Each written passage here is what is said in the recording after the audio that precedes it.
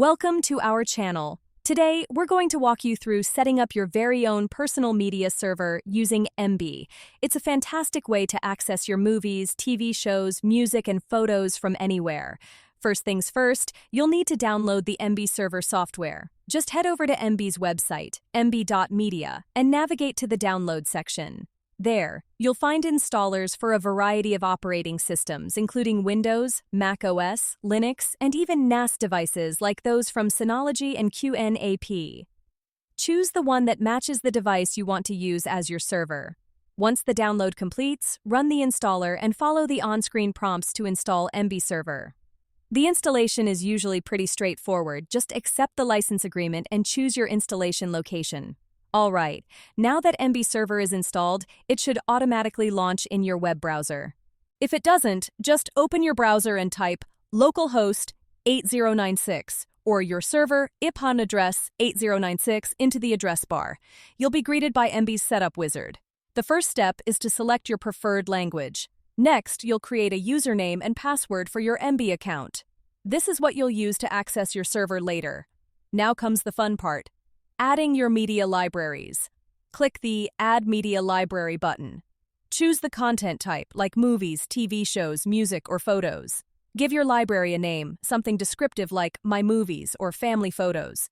Then, and this is key, you need to tell Emby where your media files are located on your hard drive. Click the plus button to browse to the folders containing your media. You can add multiple folders to a single library, which is great for organizing your content.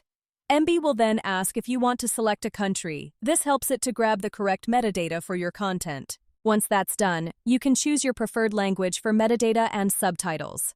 Next, Emby will offer you some advanced options like transcoding settings. For most users, the default settings will work just fine. If you're more advanced, you can tweak these settings later.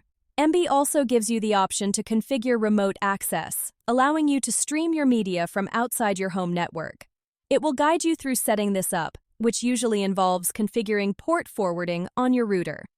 If you're not sure about port forwarding, you might want to look up a separate tutorial on that topic specific to your router model.